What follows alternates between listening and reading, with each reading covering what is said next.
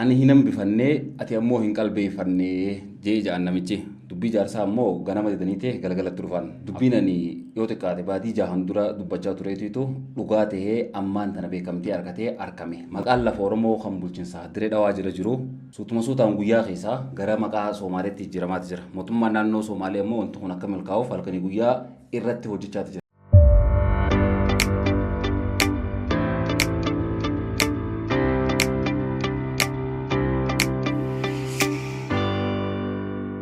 سلام تعرف بالله انت قد السلام عليكم ورحمة الله وبركاته رميا بيجين رأي دينا ولا مو اسمي ولين توري تايسا سبسكرايب قدي جرتا موانغا مانغون ما لي سبسكرايب قدي فيديو لي لايك قدي شير قدي والبرانجي ويتي رمضان سواباس دلوجا ولي زجبيسا کرتے ولين مالون بري درجاتي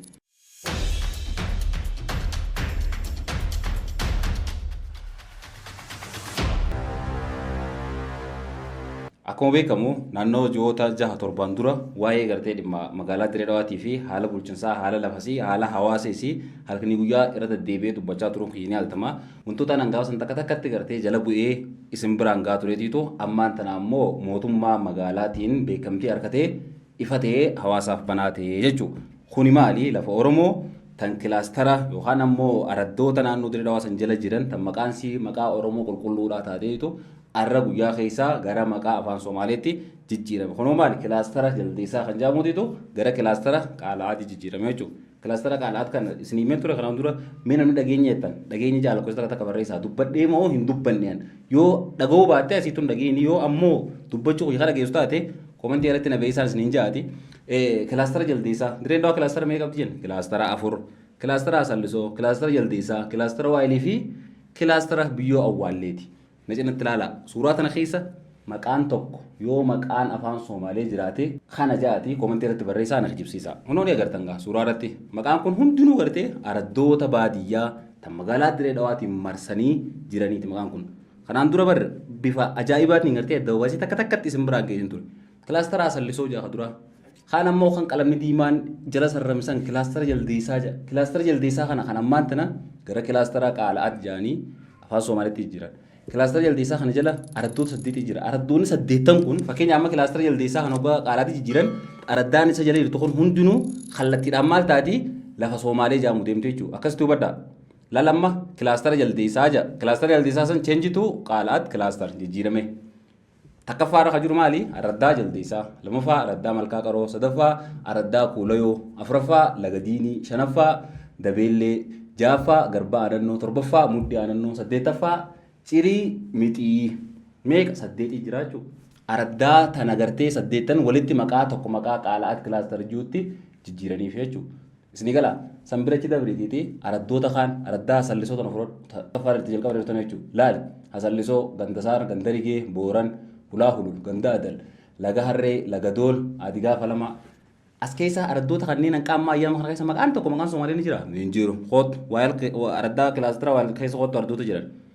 Waahel, Hululmajoo, Lagoodaa Mirgaa, Lagoodaa Gunuunfataa, Horisoo, Jalloo Balinaa, Harillaa, Duujuma, Halloo Buusaa. Biyyoo Awwaallee jala kottu akkasumatti Balawa, Kortuu, Ilaahamar, Qaallicha, Ayyaalee, Bishaan Bahee, Bakkee Halloo, Awwaallee, Biyyoo Awwaallee, Adaada, Laga Birraa, Ijaannanii. Adeeroo araddoota magaalaa Diree Dhawaatiin marsanii jiran jechuudha. Ilaa naannoo Somaaleetti guututti gartee lafti tun lafa Oromoo akka ta'e maqaan huniima. Guyyaa keessaa irra maaltu argameetiiti? Maqaa jaldeessaa kilaastara jiru gara qaalaatti jijjiirame. Kunoo laala wanta gubbaa irratti wanti inni agartanii miti kilinika laa afaan Somaaleetiin gubbaa irratti barreeffamaadha. Jalatti maal jedhama jedhaan qaalaatti xeenaa xaabiyaa jechuudha. Waan kana kan godhe eenyu kunoo bulchiinsa magaalaa Diree Dhawaa ta'uu as gubbaa irra armaadhaatu jira. Gama kaayin immoo hawaan kana suuraa tana kaasee Dirree TV miidiyaa magaalaa saniiti jechuudha. Kami wal hubachaa deemu jira keenya. Isin galee lafti tun lafa Oromoo kataate isin lakkaa'ee moo isin lakkoo hin jiran sanbirachi dabrii maqaa kan akkamitti gara afaan Somaaliitti kan jiran singisi moo singirsi gaafa duraanii kun hundinuu kilaastara amma gartee afaan Oromoo keessaa waaqatanii afaan Somaaliitiin barreessanii afaan Amaaraatiin jala barreessan hundinuu duraan afaan Oromootiin jala barreeffamaa ture. Viidiyoo takka isin garseen ture kanaan duraan gaafa gartee kilaastaruma kanatti ayyaanni ODPdha OPDodhaa kabajamaa ture. Kilaastara kanarratti arraan tana ammoo duwidaa garaadha walitti. Kana ta'uudhaaf kan sababa ta'e maali? Wanti waan kana sadarkaa tana geesse maali wanti jiru gaafiin isinitti uumuu hin ooltu isiniif hin dhaggeeffadhaa. Diree Dhawaatti maaltu uumame? erga bara wayyaanee gartee amata 40 gahuun dhabnu amma eegachi asii digital Soomaaleetu uumame. Isni gala digital Soomaaleen tuni wanti isiin beeytu wanti isiin qabdu guutuun Oromoodha garuu ammoo bakki isiin hirdaataa fi qamadii irraa argattu Soomaalee. Bakki isaan barootatti baratan bakki isaan waarra argatan hundi naannoo Soomaaleeti. Uummanni kun Oromoo beekaa waan biraata kan qaban. Eenyummaa isaaniitis Oromoo. Namni guyyaa keessaa waggaa 2,000 boodas deebi'ee namni ani abalu hin taatu bar. Eenyummaa kee abbootii irraa barte waan abbootiin ta'e gartee akkasitti si barsiisan guyyaa keessaa maal waan taateef jijjiirte. Bilisummaadha. Moo mirga durii hin jirre irraa argatte akka amantii feete jijjiirtutti eenyummaan jijjiiramtu jechuudha. Tasumaa wanti kun bakki isiin irraa dhufte garee digital Soomaalee sani. Gareen digital Soomaalee tun dantaa siyaasaa mataasii milkeeffachuudhaa fi kilaastara 4 kana bakka namatti addaan qoddattee kilaastara 2 gubbaarraa san ka Soomaalee tettee kilaastara 2 gadi ammoo kan Oromooti jette. Aangoof deemanii beeku. Namni tokko bulchiinsa magaalaa sanii bulchuudhaaf kilaastaroota kanneen araddoota kanneen keessaa mana marii keessa taa'uu qaba. Mana marii bakka bu'ee araddoota kana bakka bu'ee mana marii keessa taa'uu waan qabuu fi warri Soomaalee araddoota magartee maqaa Oromoo Gandarigeetii fi Ulaa Ololii fi Lagoodaatii fi Lagaarree fi Jaldeessaa Malkaa Qarootii fi Garbaa naannoo kana isa callaan kan afaan Oromoo olimoo gadii hin beekne akka gurbaa dheengadda gartee Oromoon aananii fi qillee fiddee dirree dhuftee baaburaan galtii yeessan bakka bu'anii uummatuma callaa kana maquma callaa kana bakka bu'anii caqasa ta'anii sanii magaalaa san bulchan jechuudha. Maaliin jemmas ni galee digital Soomaaleetu uumame. Digital Soomaaleen tun afaan Soomaaleetis hin beektu, aadaa Soomaaleetis hin beektu, eenyummaan isiitis Soomaalee miti. Wantummaan isiin qabdu guutuun Oromoo. Dheengadda gaafa muummichi ministeera aangoo qabatu guutuun isaanii gartee warra achi dhaabbatee adda bilisummaa Oromoo magaalaa san keessatti simachaa ture akkasuma sirna gadaa wantoota adda addaa warreen addurmaadhaan beeksisaa ture.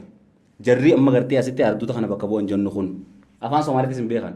Aadaan isaaniitis shaggooyyee. Dhiichin isaaniitis kanuma Harargeeti. Alaabaan isaaniitis kanuma Oromoo tuntuu hundinuu guyyaa keessaa ammoo as fidanii gartee sababa aangoo barbaaduudhaaf magaalaa san dhuunfachuudhaaf jecha dhiibbaa isa Jabuutii irraa ka'ee dhufuun Oromoota kana kontirool godhanii maqaa Oromoo kana akka isaan gara maqaa Soomaaliitti jijjiirratanii Soomaalonni isaa san itti fayyadaman taasifamne jechuudha. Kan siyaasni kun irratti dalagamee eenyu Oromoo gartee digital Soomaaliitti jijjiiramsan jechuudha. Akkamii walii galaa jira kan akkas sababa kanatti kunoo kilaastarri araddaa 8 jalaa qabu. Araddaa hundisiitu maqaa Oromoodhaa Jaldeessa Malkaa Qaroo Kuulayyoo Lagadiinii Dabeellee Garbaa Anannoo Muddee Anannoo Ciriimixii jee isinii himesan maqaa Soomaalii jijjiiranii jechuudha. Jalqaba gaafaan wantoota kanneen irra deddeebiidhaan dubbachaa ture. Araada takka ammoo fedhii dhuunfaa wayii waan kana keessaa argachuudhaaf dubbachaa hin turre. Tasumaafu wahuma takka sababnummaan dubbachaa tureef illee hin jirtu. Wanti dubbaddeef yoo jiraatte eenyummaan lafa sanii akka jijjiiramne lafti Oromoo sababa siyaasaa garee dhuunfaa takkaan akka sharamtee akka gartee dachii magaalaa keessaa ta'a abbaan fedhe dhufee bitatee waan fedhe gorsanitti lafti Oromoo qulqulluun taganaa hin tuqamin akka eenyummaan sii hin jijjiiramneefiin gaafa sanillee dubbachaa ture. Dirree dhawaatti yeroo meeqa deddeebi'aa turan Mustafeedhaa fi Ibraahim Usmaanii fi gareen isaa hundi ol guuratanii agartammoo nagara jiran halkan guyyaa achi deddeebi'aan turre. Baatuma muraasa dura jechuudha. Baruma baranaa kana keessaa intala Oromoo qulqulluu gartee ta'u ulfa garaa qabdu dhawanii ejjeessan akkasuma miti. Dubbii san gartee achuma dhagaarra kaanii bira kutaniitiiti magaaluma gartee micoon keessatti ajjeefamtee akka dhibbisan keessatti misooma daandii maal jedhanii akka jirtutti gartee jijjigarraa wal guurrattee dirree dhawaasan keessatti piroojeektii dhagaa bu'uuraa kaa'uudhaaf achii kan dhufte. Guyyaa isaan gartee achii wal guurratanii Somaaliyaa dhufan san namni Oromoodhaa gartee kan magaalaa san falmachuudhaaf takka ammoo akkuma Oromootti magaalaa san bakka bu'ee akka san dhaabbatee hin jiru. Tokkichi kantiibaan jiruuhu guyyaa san bakka san hin turre jechuudha. Jara qofaatu kana tarree walitti aanee waan san dhagaa bu'uuraa san bakka dhiinni intala Oromoo raggan naqame san irratti kaayyatee ture. Waliigallee duba dubbiin san amma deemtee sadarkaa kanarra geessee jechuudha. Poolisiin naannoo Soomaaleedhaa halkanii guyyaa akka biyya dirree dhawaa san seentee baati. Naannoo Oromiyaa ammoo dheengadda jidduu gartee shiftaa maaliitii magaalaa san seena ja'an hoggaa isiin gasseentu namni hundinuu akka waan baasin tokko beetti afaan banee kan ta'e eegaa ture ja'an. Waan deemaa jiru hundaa quba qabdan jeetti naman.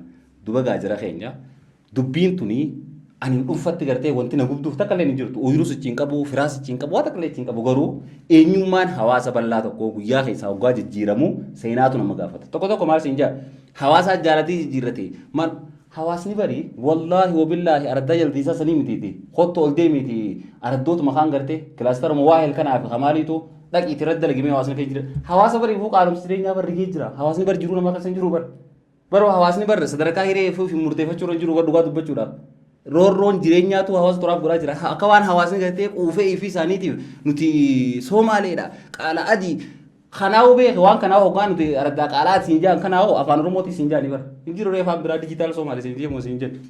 Sigalee akka waan hawaasni gartee fedhee godhateetitti akka waan gartee sirni gadaa hawaasni deebi'etti gartee kasat dhaareessutu jira. Adeeroo hawaasa qulqulluu gartee uummata akka seenaa Oromoo malee hin qabne eenyummaan isaa lafeen isaa dhiinni isaa Oromoodha kan aadaa biraa hin qabne kan afaan biraa hin qabne kan seenaan isaa kutuun Oromoo ijoollee dhaabbatu guyyaa keessaa ulaagaatamiini fuutee ati hawaasa jaalatee Soomaaleen nu jijjiiraa jeeni jettee afaan guutuu dubbatta. Kun waan nama fudhachiisaa ta'e miti bifa malleen irraa ta'a wanti nama fudhachiisaa yoo jiraatte gartee damni seenaa waggaa dheeraa dura ture. Yoo guyyaa keessaa sababa mootummaa wahiitiin dhiibbaa irra dhuftee gartee bakka kanatti maqaan jaldeessaa kun dhiibbaadhaan kan rafe'amu taate waan san qoratanii jijjiiruun illee ni jirti.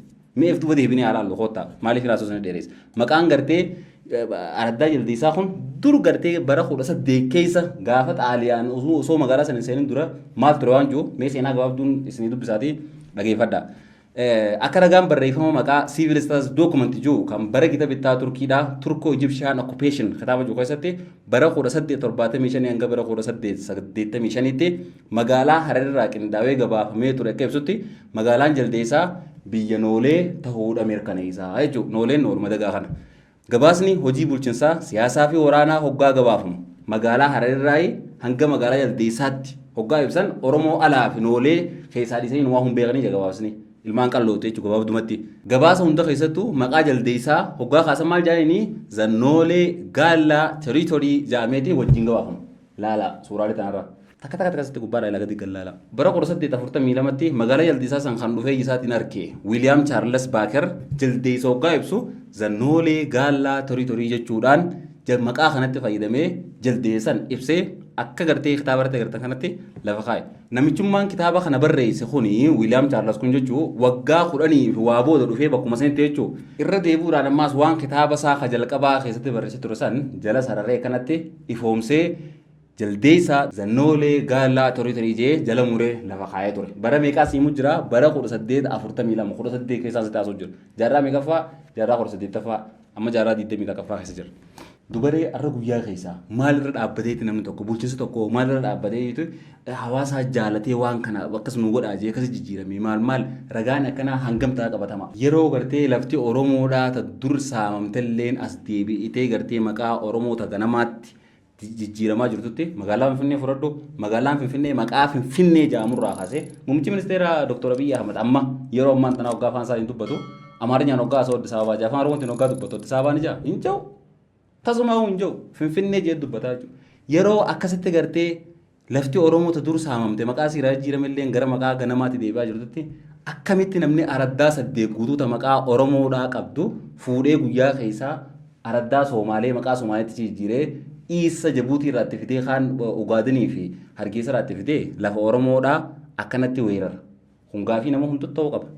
Dantaa dhuunfaa takka tan as keessa argachuudhaaf irra deddeebinee waan kana kaafnu takka illee hin qabne. Waan booda dhaloota miidhuu taa'utu gartee nutti dhageemee nu dhukkubsee nu dubbisa malee fedhii dhuunfaa takka as keessaa hin qabne. Yeroo illee soomana nama zallamuullee hin barbaannu jara keenya walumaa galatti wanti ta'a ture. Kana fakkaata jala deemaa hordofaa ilaalaa yoo gartee wanti sirreeffamuu qabu jiraate yoo gartee mootummaan dhugumatti uummata Oromootiin bakka bu'e takka gartee lafti tun duraanuu lafa Oromooti jijjiiramuu hin qabdu jee mootummaan falmoo jiraate haa falmee waan kana deebisu. Yoo ammoo rakkoon qabu jee dantaa dhuunfaa jecha kadhatu taates nuti gaafa amma aangoon qabnu gaafa aangoo qabanni gartee irra deebinee sirreessinaa diiti itti haafufanii. Sanii jalaa wanti Oromoo takka illee hin jiru uummanni Oromoo ammoo waan kana sirriitti quba qabaadhaa. Arraan tana jaldeessa araddaa jaldeessaa kilaastara jaldeessaa kan araddaa 8 jalaa qabu araddaan 8 maqaa Oromoo ta'eetiitu guutuutti jijjiiramee boroo ammoo araddaa kilaastara araddaa 9 jalaa qabu aanaa araddaa 9 jalaa qabu kanaatiitu guutuutti jijjiiramuu ta'a. Kilaastara jechuun aanaa jechuu beekaa. Direedawaatti aanaa ja'anii gartee moggaasuu waan hin taaneef kilaastara ja'anii malee aanaa jaldeessaatiitu gara aanaa qalaatii jijjiiramee boroo aanaa hasallisoo kanaatiitu guutuutti deebi'ee gara afaan biraatti jijjiiramuu ta'a. Waahiliif gartee biyya awwaalessa akkasumas itti aanu ta'a. Ana ammoo dirqamna isin biraan gahuudha. Isin biraan gahee laftiin soomana isinis sheer godhaati qaama dhimmi ilaallutu biraan gaha. Qaama dhimmi ilaallutu ammoo viidiyoo tana ilaalaa jiraatan itti yaada ni dabarti. Wanti hundinuu nama hedduu Haayila Sillaasee himni lukkuu dhumaa dabarnaangoo wayyaana nu harkumaa baate. Ati isarra gartee sadarkaa amma jirtu kanatti wanti hundinuu siif wal qixxaattee kafeetitti illee gartee sharasharuu dandeessu. Booda nama taraa ta'uun kee tokko hafan qabu waan taateef seenaa gartee abbootiin ta'e dhiigaan barreessan guyyaa keessaa maallaqaan takkaan mudantaa siyaasaatiin hin sharafiniin dhaamsa guddatiin irraan tanaati soomana gaarii.